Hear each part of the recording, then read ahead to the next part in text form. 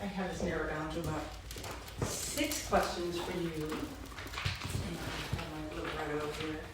Because I want to be as accurate as possible in portraying this. And I want to create something more than just a sort of a stale outline of things. I want to give humanity to my characters and just to, I don't know, to make it seem real. I mean, as an American, you know, I read about the Holocaust and it's easy to see just the skeleton of it, but I really want to fill in as much details so the audience will see these as real, identify the characters as real people, not just like a name in a history book. Okay. One thing I mean, I don't know if you want to have it believable. It is most important. Do not use any overweight singers. Right. Because there were no overweight. Everybody at that time was thin.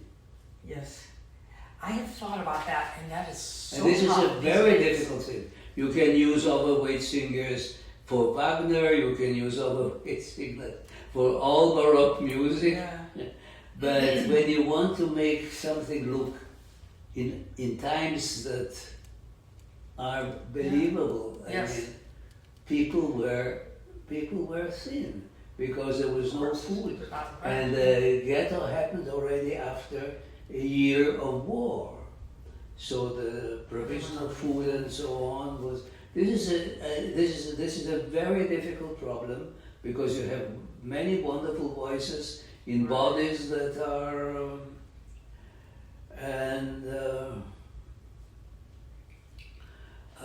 about the ghetto of Vilna, there is a very good theater play. I think it's called Here the Ghetto, and it's about the ghetto of Vilna, and it's by an Israeli playwright.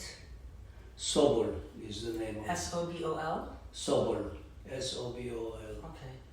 And it is a very good play. It is about the issues of saving people at what price. Saving people at what price? Sacrificing the old and the sick in order to save the younger and the more strong. Women selling their sex to German soldiers in order to survive. Or, questions of saving. And the central figure in that play is a director of the ghetto of Vilna called Yaakov Gens. Mm-hmm. And Gens was a very controversial figure. Some people admired him, some people hated him. The group of the Jewish resistance tried as much as possible to keep together. It was not easy because the Jewish population of Vilna was a kind of a normal population. There were people with ideas to the left, people with ideas to the right, and people were taking politics very intensely and very extremely. Mm-hmm. It's not like here in this country, you can say 95% of Americans are simply uninformed and dumb. Mm-hmm. Because they are uninformed, they act in a dumb way, but there people were much more informed. It is also possible that the existence of the Jews for centuries in a kind of unsecure, unsafe environment created this attention to what is happening, to how can we survive.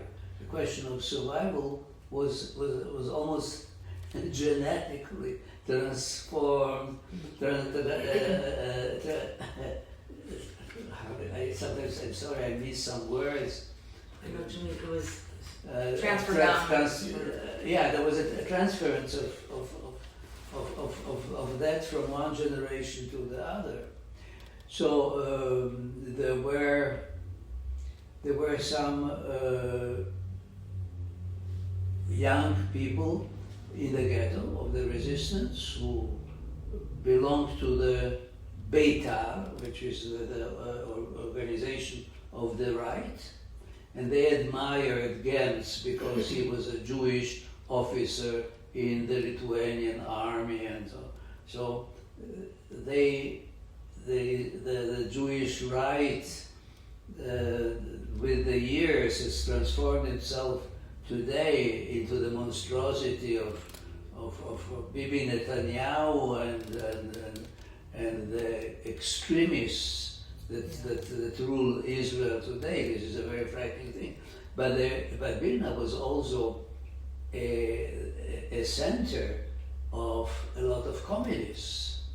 Jews were communists, and in the ghetto, in the time of the war, with the Germans advancing in Russia, and the Russians at that time glorifying Stalin and the various generals, the Jewish communists of the ghetto were nourished by the hope of a better world in the light of communism. And yet, in order to create a resistance that would work, they unified somehow with Abba Kovner, who was the head of that. He's a character in my own. And it somehow worked. But once the partisans of the ghetto went to the woods, again all these things came up. Because the partisans against the Germans, the non-Jewish partisans, were already also very different groups with different ideologies. There were partisans that were such anti-Semites that they were killing Jewish partisans. So the Jewish partisans had to be very careful with what kind of other partisans they are dealing. So, and also the collaboration and the sympathies between the Jewish partisans that were of different worldviews was not simple, was extremely complex. I mean, I think that there are many books, and there is much material about that. It's not that I cannot tell you all that. All I can tell you is that we had a friend in the ghetto. He worked for the police in the ghetto. And when with my mother we somehow succeeded to survive, I describe it in my book. The book was called Painted in Words, and it was published some 26, 27 years ago. But you have it today on the Painted in Words. You can very easily find it. If you read Kindle books, there is a Kindle edition of it. Okay, great. And so I describe it in my book. I describe it because it was really something that was very, very impressive to me. We were about 200, 250 Jews of this community of 80,000 who were in town when we were liberated. And when with my mother, we came out from where we were hiding, and the town was still burning, and there was still smoke in the air, and we managed to cross the river, searching for my mother's aunt, who was very important in our survival. We met the wife of this friend. And she was in tears, she was in a terrible state. She was with a little girl. And my mother was so amazed to meet somebody that she knew. And that woman was sobbing, saying, "They just killed my husband. They just killed my husband." Oh, my mother said, "These animals, these Germans," no, she says, "not Germans, Jews." And these were some Jewish partisans who met this policeman who was of another side of Jewish partisans. Puff, puff, and they killed him. So this is just to give you an idea what was going on. Things were very tough, very rough. And later on, when with my mother, when we arrived to the refugee camp in Germany, this was already in 1945, after the end of the war. It was enough that in this camp, it was a kind of almost like a Jewish shtetl. Somebody would point at somebody saying, "Capo." People in the street would jump at it, almost lynch that person. Capo? Capo. Capo, the capo was the head of a labor unit in the concentration camp. Pascal, there's nothing to do with the capo in music. Capo, which means head. A head of, and usually the capos were the heads of the labor units that were organized in these horrible conditions of life in the concentration camps. And the capos usually had the power of life or death. They were Jews like all the others. They were prisoners of war, or prisoners from ghettos, or prisoners from. But they were used by the Germans in order to keep certain groups of labor active and productive for the needs of the Germans. And the capos, there was always suspicion that the capos are collaborating with the Germans. So there was a matter of collaboration. The word capo was a very dirty word. And when they were accusing somebody as capo, this person could have been a slave laborer, has never been a capo, but he might have lost in a poker game. And somebody wanted him beat up. So, capo, and people would jump at him. People were like animals. So you're entering a very difficult, a very frightening moment in the existence of the Jewish population. Nevertheless, I must say what happened in the ghetto, when the population of the ghetto was reduced from something like about 50,000 to 20,000, because the 7 small streets in the small houses could not hold that huge population. So there were these executions in Ponar. But when finally the number was smaller and the Germans wanted to use the Jewish labor as much as possible for their war effort,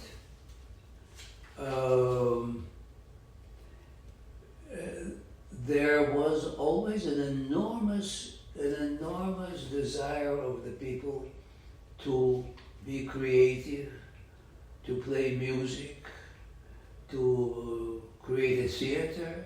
So in the ghetto, in the last year before the ghetto was liquidated in 1943, it was in September of 1943, the last year from 1942 until about that time, there was a theater the ghetto had a small theater because it so happened that the 7 streets of the old Vilna, the ghetto of the 16th century, where the Jews were invited to reside, they built, I think, in the 17th or 18th century, a small theater.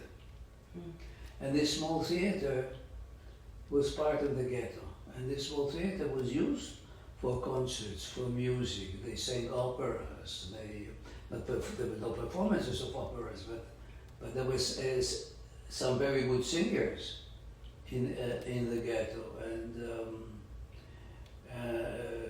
in the foyer of the theater, I had my first exhibition. I was 9 years of age. So there was also an enormous desire in these horrible conditions of people to have some art, to have music, to have... the theater was in such demand that to have a ticket for the theater, you had sometimes to wait months. Oh. And people were coming from exhausted from work, hard work in the labor units, and still finding energy to sometimes perform or go in there and listen or watch. So it was a very intense life. But it was a life in time of fighting for survival. It means being very careful, being very careful with whom you trust. I mean, it's, my memory is a direct memory, and I have almost like a video of these times, of many times in my life. But I remember it was very important to have the right connections. I mean, I became quite known in the ghetto as a child prodigy with my paintings and so on. My father, I remember, brought me to Yaakov Gans with a gift for him, so that if Yaakov Gans has in some way a possibility of helping us, that was an investment. Didn't Gans have to choose which Jews would be sacrificed? Like, wasn't there was someone like ghetto police or something that, like the not, okay, this is what I... You are speaking of Wittenberg? Yes, that's it. You're speaking of Wittenberg, no. Okay. Wittenberg was one of the heads of the Jewish resistance, and the Germans wanted Wittenberg. Yeah.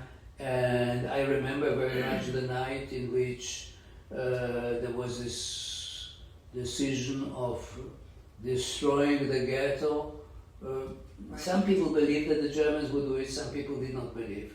He gave himself up. Sorry? He gave up himself. Yes. And Okay, he was tortured to death. Yeah. That's not what I was thinking of.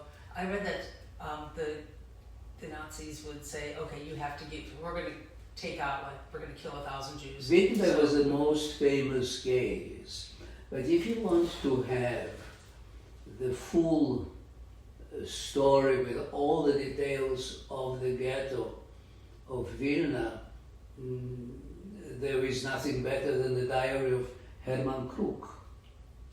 I have that. Okay, yeah, I have either read all of it or some of it. But before I forget to ask you this, could I ask you some specific questions? I have an aria where a young woman, Louisa Amaitazaita is her name in print. That may not have been her real name, but I wrote her some words where she's one of the Jews that Anton Schmidt, who's the hero of my story, he saves her, and he Anyway, she sings to him. Could I just read these lyrics and you Yes. tell me if there's anything that sounds wrong? I mean, So, art allows some freedom which well, you don't sure. have to be photographically. Well, it certainly won't be, but I Yeah. want to make sure that I'm describing some of the facts I correctly. see. So she says, can you imagine 18 of us in a room?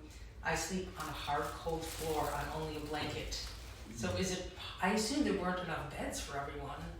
It wasn't the best for everyone. Okay. Well, So- it depends also on the times. There were times when the crowding was such that the people were simply destroyed by the conditions of life Sure. and could Disease. not be efficient workers for the Germans.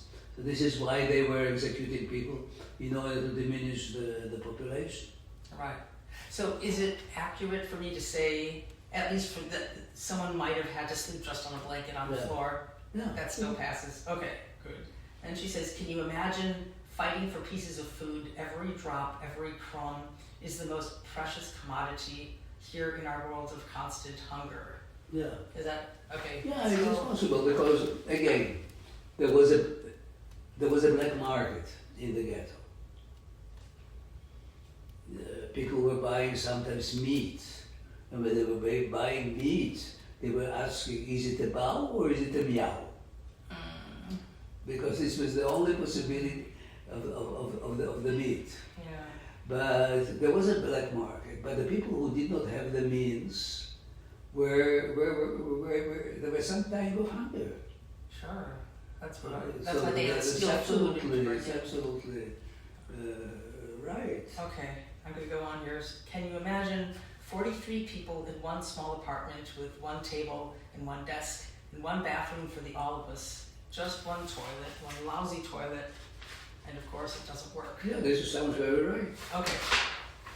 Because it all rhymes, so that would be hard to replace. Okay, let's see. If we go outside, we might get shot, but maybe that's better than being surrounded by so many desperate people, blubbering babies and moaning and stinking and rot. Yeah.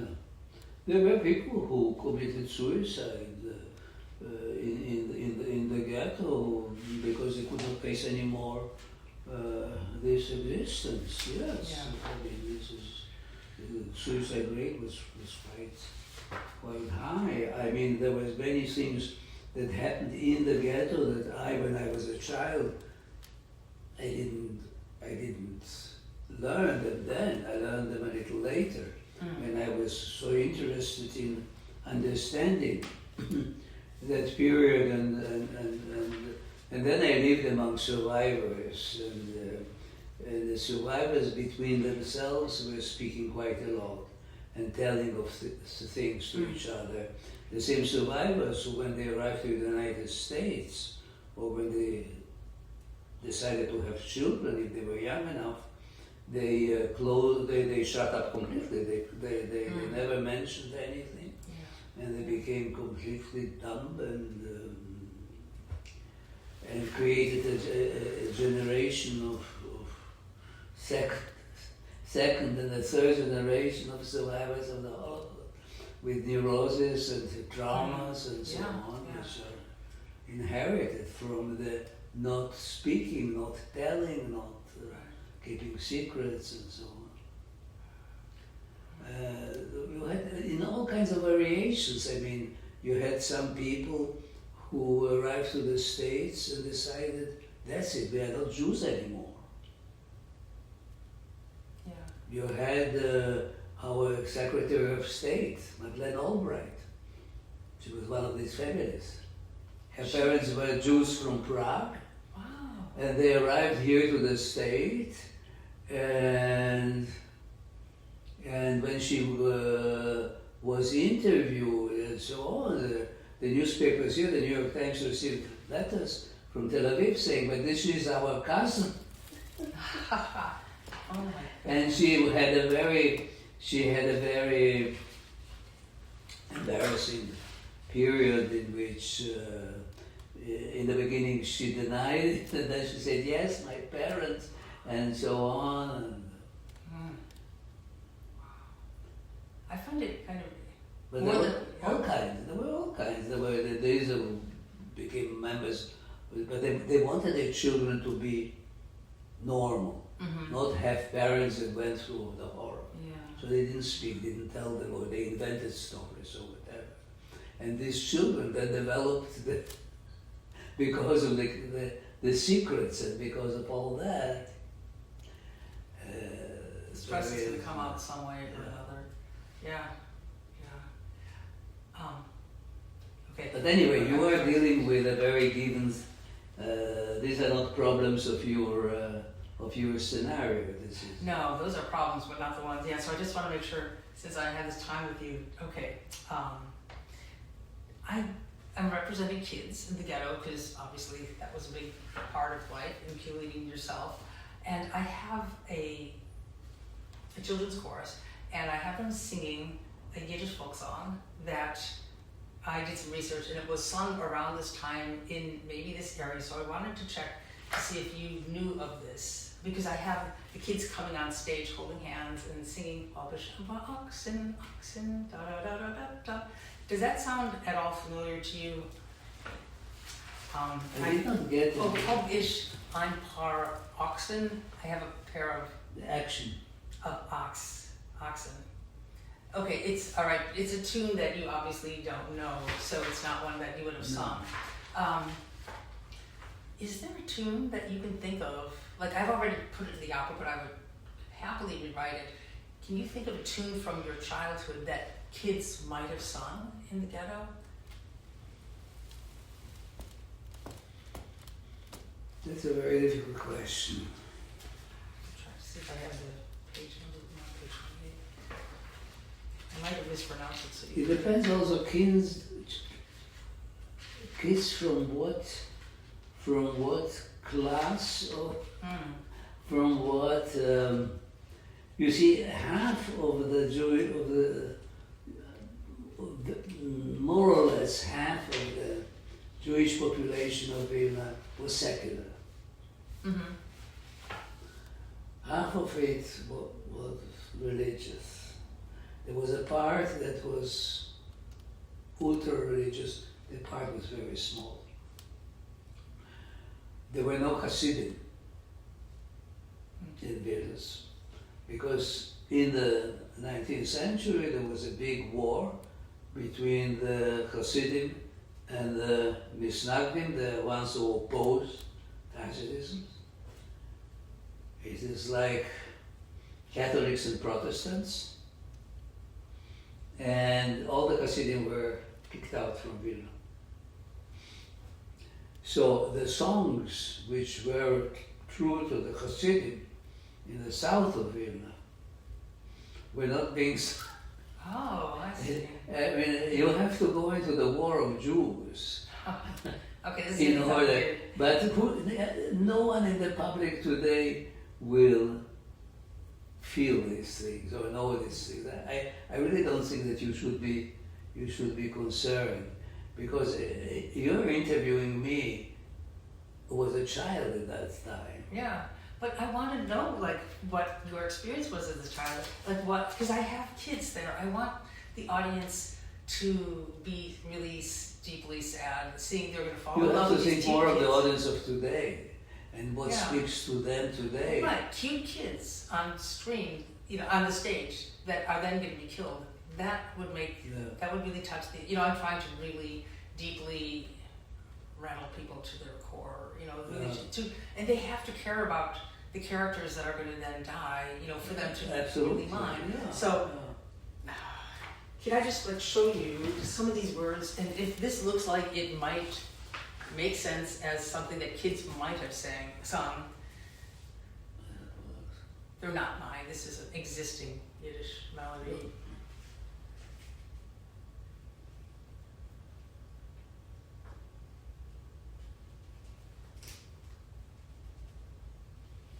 It's a very funny song. Yeah, it's really cute sounding. Not sung by me, but sung by kids. I've never seen this, but it's a very, very funny song.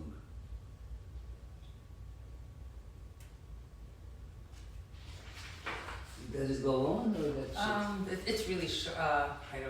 I might it's know. in Yiddish, yeah. Is that more of it or something else? No, okay, it's over Yeah. already, yeah. So, I mean, in fact, the song is a little longer, but I This is only, a children's song. it's And a you know, folk song. children were children. I remember in the ghetto, in our courtyard, we were playing. I was flying on an imaginary bird, and we were, you know, kids are kids. This is what I wanted to portray, like real, like three-dimensional kid, you know, actual kids, not Yeah, just kids are kids. here's kid with doll, but like Kids are really. kids, and if you want, on the contrary, if you bring out a funny or it's like this, a very childish scene, it's very right, because it's like Hamlet, where you have the theater that reenacts in a very funny way the murder of the father of Hamlet. So Shakespeare knew very well how to put in humor Yeah. into tragedy. Well, that's something I associate with Jews dealing with tragedy too. And I have some humor in here for this reason. Yeah. Okay, I'm gonna keep going before I forget any of these.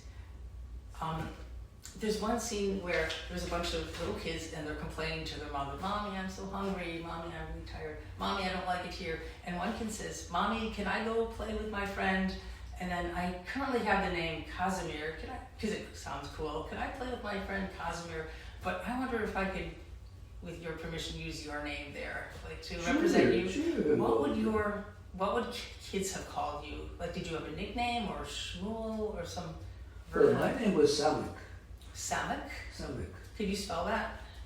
S-A-M-E-K. S-A-M-E-K. E-K. Easy. Samek. Samek. Okay, I'm just gonna And this came from Samuel.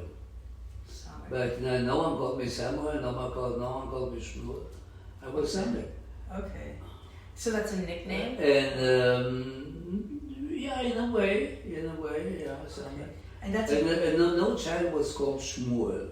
That's If what I didn't know. it was Shmule, Mule, Shmulik, it was always kind of a little deformed. Yeah, okay. Well, this is Samek is a great sound to sing too. Like Shmuel is really hard to pronounce and to get like the resonance, but Samek, especially is the single best vowel to sing. So it's great. Again, you have to be careful. My parents were non-Orthodox Jews. They were very secular people, and Samek had a kind of a Polish tone to it. Okay. Samek. If in a family of more, I don't know anything about the characters of your opera, but if they are coming from a little more traditional family, Shmuel, if the Shmuel is the name, would be Mule, or would be Mulik, Yeah. or would be Shmulik, but it would never Shmuel. Just one. Okay. Not called. It's a terrible name to try to sing anyway, so I'm really happy to go with Samek. Okay, now I have a question that's not related to my opera, but I was telling a friend of mine that I'd be meeting with you, and she says, "Oh, my relatives came from Vilna." And she thinks some of them might have been in the ghetto, and I know there were thousands of people there, but do you know anyone with the last name Swirsky? Swirsky. Swirsky. Oh, I knew many Swirskys. Oh. But it was a very common name, I Swirsky. see. Very common name. So I knew Swirskys, but I knew them from after the war, Ah, okay. not in the ghetto. I don't remember in the ghetto any. I remember in the ghetto, of course, important people in my life like Avram Sutskever or Shmuel Chervinsky, or I remember the Wittenberg case, Gans, Yeah.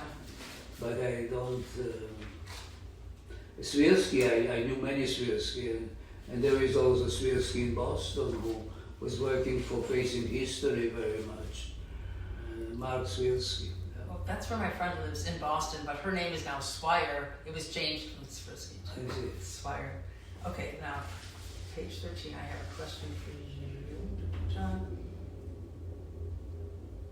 Okay, I have a character, actually she was apparently real, Pesia Aharamovich, might be mispronouncing her name, who survived shooting at Ponari and came back to the ghetto and was screaming, or at least in my area, she's lost her mind almost, you know, she's afraid by what she experienced. Could I just read and I have She is not believed. Exactly, half believe her, half don't. But if I could just read I knew a man, Dr. Good, Dr. Good, who died age 95 or 96, just about 2 years ago.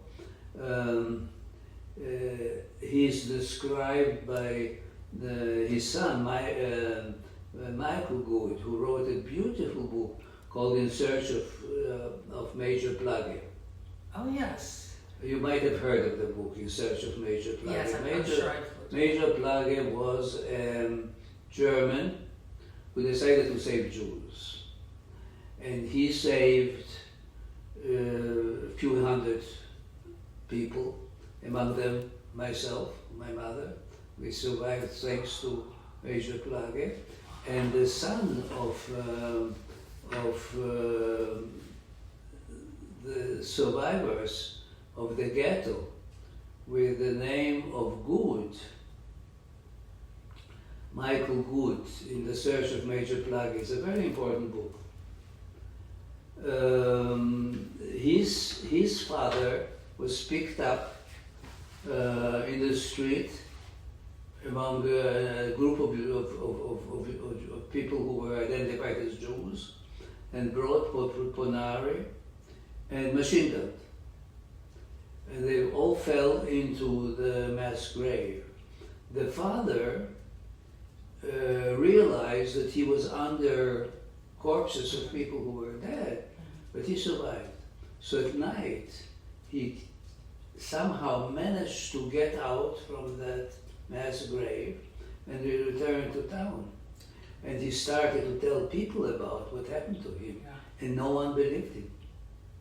Right, this is exactly what I And no one believed him. portrayed. And then he survived the liquidation of the ghetto, he survived the camps, he became a physician, and he came to the United States, and his son, whom I met, became a very good friend of mine, Michael. I think he lives now in Durham.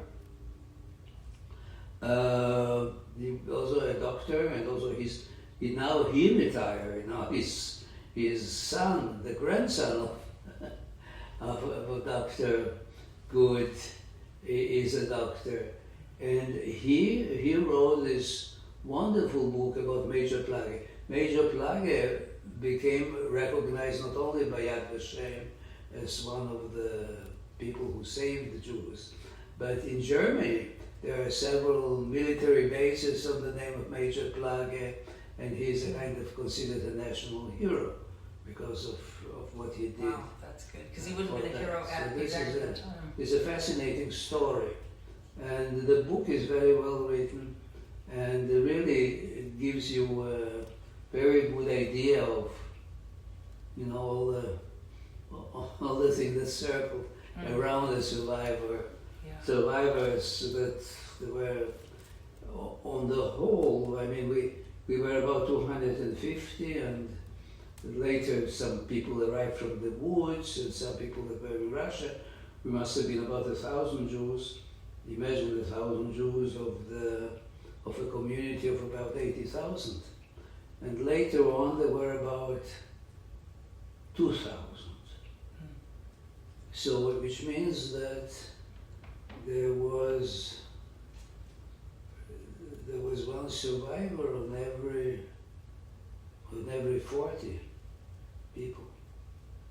It was the lowest rate of survival of the Jewish tragedy in those years.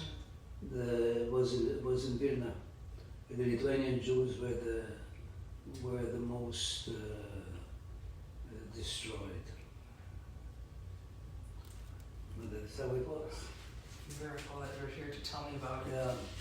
Okay, I'm going to quickly read you what Hesia, the woman who also escaped the Ponari, okay, she comes in pits, there are pits full of people, dead people, giant pits full of corpses, bleeding corpses.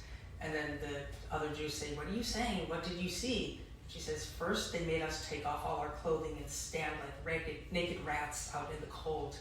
Then they made us line up on the edge of a pit, a giant pit, and over all our cries, they said to close our eyes. Then came the shooting, more and more shooting. And then the other Jews say, I don't believe it. This cannot be. This cannot be. And then one of the groups, the women, say, this poor woman is out of her mind with all the fear and all the hate that surrounds us. And some others say, or it could be that it's just a dream, an awful dream, the most horrific of nightmares. This poor woman is such a shame. And then some say, what if it's true? I don't believe it. What if it's true? This cannot be.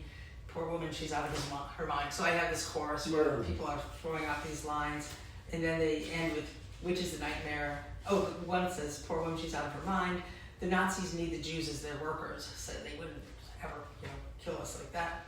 Then they say, which is the nightmare, which is reality. Does all that sound possible? Sounds absolutely right. Okay, great. I don't have a whole lot more. Let's see then. Yes, the description of the food from the ghetto. And I took this from my impression of it from reading about the Warsaw Ghetto, so, and the soup kitchens there. So let me just make sure that this is accurate to your memory. I have a chorus where the Jews are singing about the food.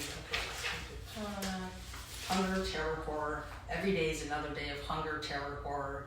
Every day we live in despair. We cannot live on the food that they give us. Bowls of warm water we have to call soup. The rations they give us are tiny and rotten and rancid and spoiled, unsavory goop. It's food that's not fit for a dog. Goop is not a great word, but I need something to rhyme with soup. So, question, would you have been fed really, really watery soup? It depends very much. For instance, if you see all the capable people of the ghetto used to get out every morning in the units of slave labor, and they worked outside. So it depended very much on the directors of those units. The major German officers that were dealing with the ghetto, some of them were real sadists. Some of them were frightening, like Mura. They were kind of criminals.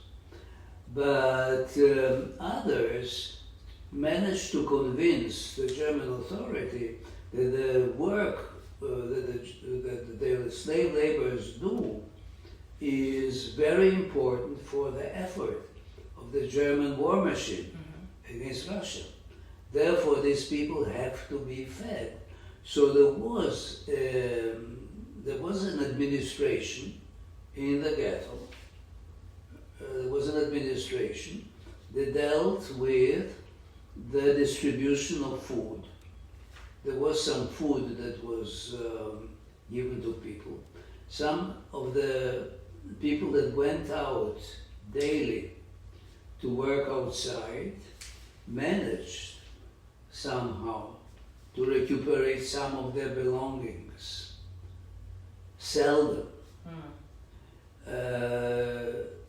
and with that buy on the black market outside of the ghetto, bring them in and sell them on the black market in the ghetto.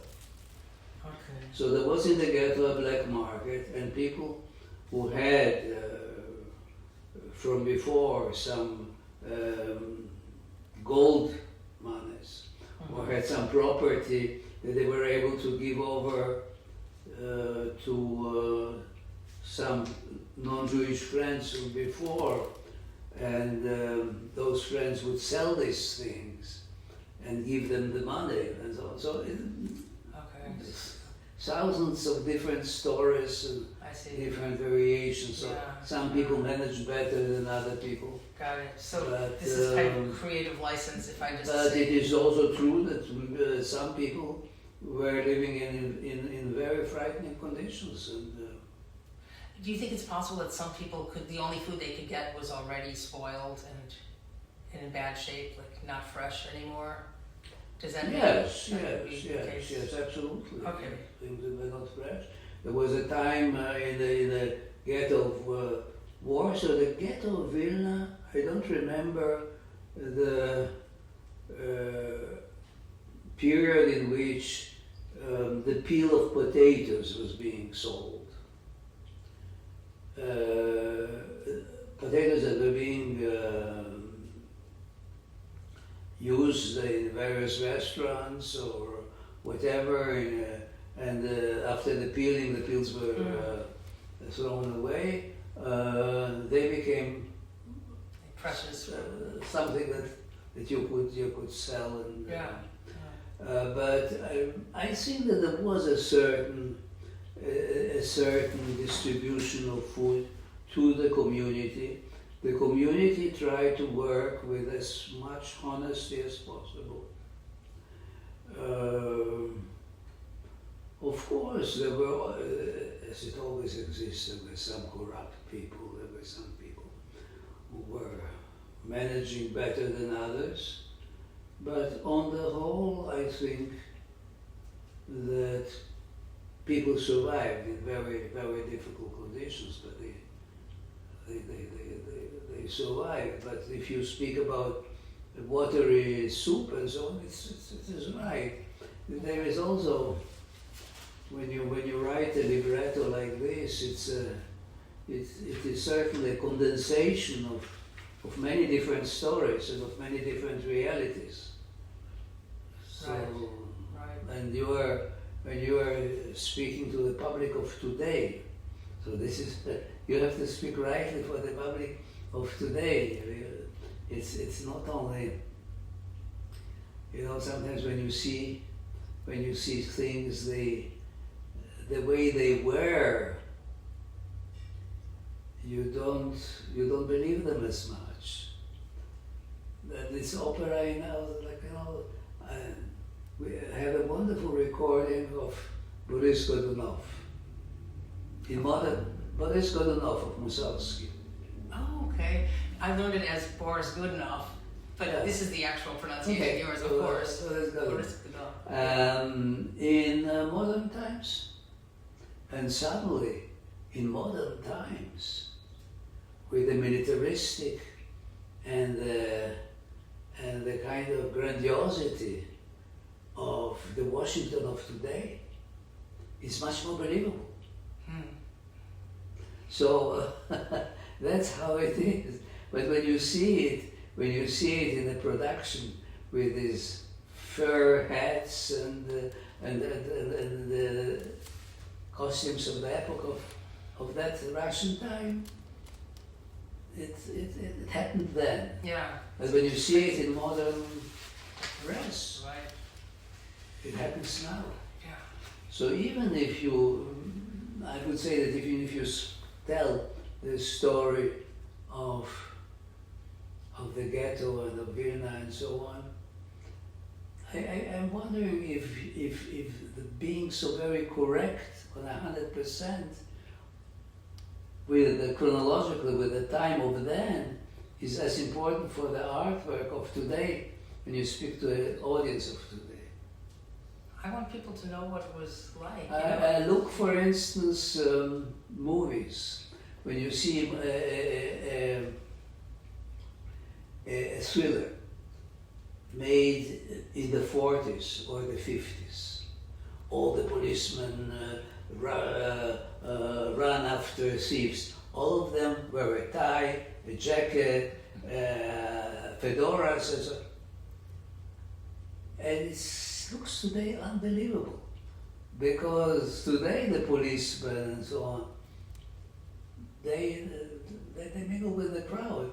So even if today they make a movie that happened in those times, it would be difficult to put it in the reality of those I see. slides Yeah. to make it believable. So one has to adapt. Yeah, there are a lot of modern stagings of Yeah. operas now where Yeah. they're wearing blue jeans instead of ball gowns or whatever. Yeah. Okay, I have one final question, and that is, would you be all right with my taking a photo of us together? Absolutely. Thank you. I'll just disconnect my phone. You need if you want a little more light, I can I see it. here.